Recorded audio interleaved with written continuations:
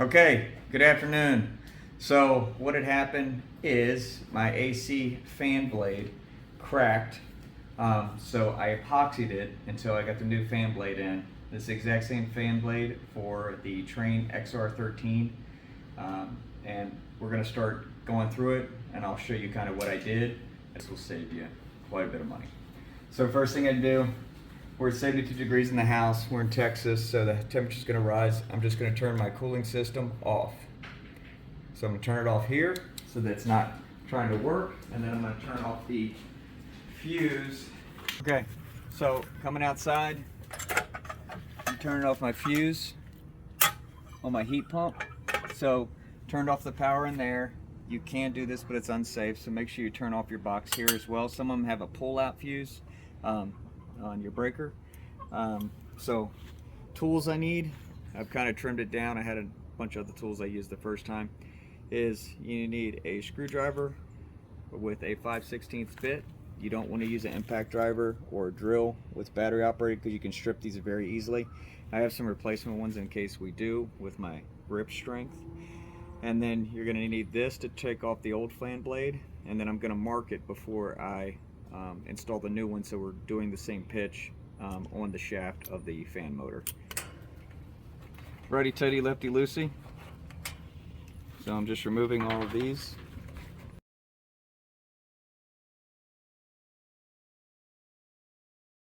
The other tools I forgot to tell you is a pair of wire cutters. You don't actually need this. Different systems will require this or not. But see, I have a zip tie I put on here, and that's to hold the electrical conduit that goes to your fan motor. And that just kind of keeps it up out of the way. So I've removed all of these screws. One thing that I noticed, because you want to know why your fan blade had a stress crack in the first place.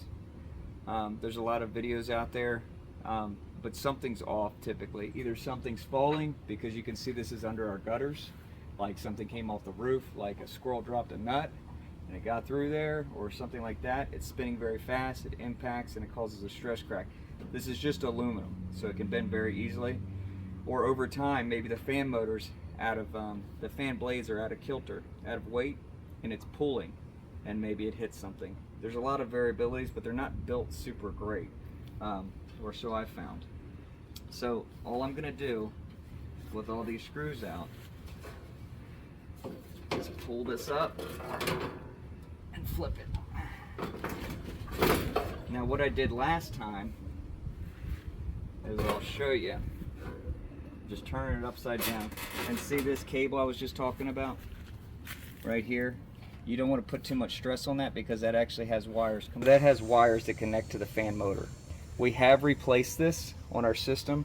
We bought this system in 2008. It's 2024.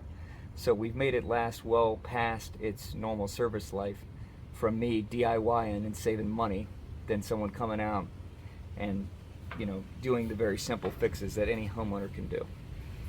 I ordered the new fan blade, which is right here on Repair Clinic. It's an online service, and you can actually pull your model number right here off of this. You type in the where are we at? Model number. It's the XR13, but put in the model number, and then you can look up the parts piece by piece online, and it literally pulls up. Google and AI, the search engines are so good that they pull up what you need immediately. So, really simple process. I flip this over. This has little weights on it, so that is kind of like balancing a tire. If you put little weights on it, it keeps the tire from rotating out of balance. So hopefully the other fan blade is the same, but we could have an issue. One thing I wanted to show you, so I bought Gorilla epoxy that was made for metal as well, and I literally sat here and epoxied the top and bottom of the fan blade. It actually might be stronger than the new one I'm putting on, and it's been running solid for 4 days. Again, we're in Texas, the temperature's been up at 102, so our AC unit is running quite a bit. All I'm going to do is make a line on that shaft. That's where I took it off. And then I'm using a crescent wrench. You can use different tools.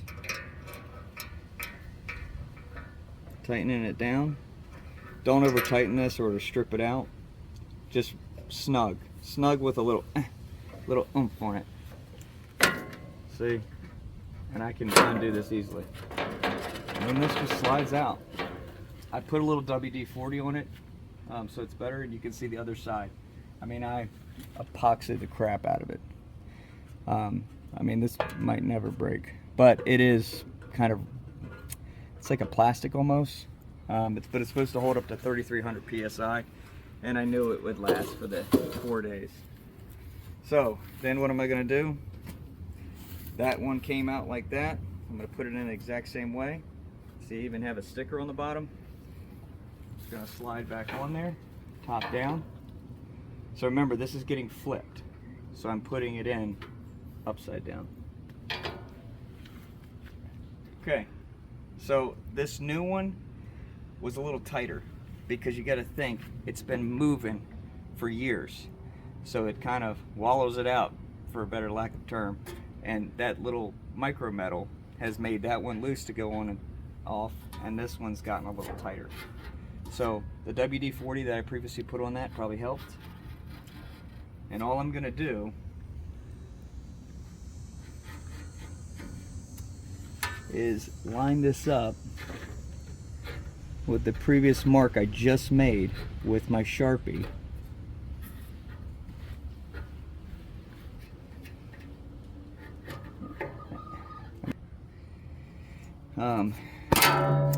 The key is going into the metal. So what I did just now, I put it on one slot over. So make sure that lines up with this at the top, this nut.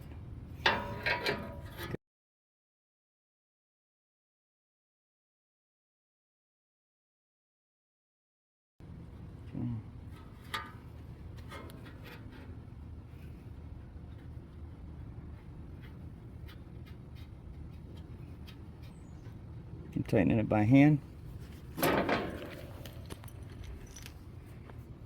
The other big thing is you want to make sure of you're not banging on these fan blades, because you can bend them extremely easily, and that just adds to problem sets, because when it starts drawing air out, it's going to be out of sequence, and that's going to cause it to rattle. And we'll see. It might vibrate a lot when we put it back in, or it might be fine. See, I'm not putting every bit of strength I have on it. I'm just tightening it. The other things. So when I took this out last time, I looked down inside. You can kind of scan inside there a little bit. I'll kind of shift this over. And you're supposed to clean out your coils twice a year. That's recommended. I vacuumed out all the inside of here.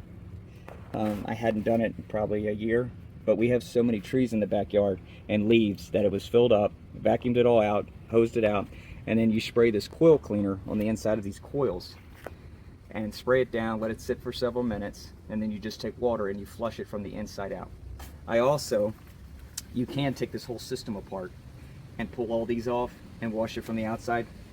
I did the lazy man's method. So what I did was I sprayed it up at an angle with the shower spray on your nozzle for your garden hose. Don't use the jet stream because it can actually bend fins and affect it. You don't want high pressure, just a good flush of water. And then I sprayed through all these, and it didn't look like anything came out, but when we started it back up, it was definitely cooler inside.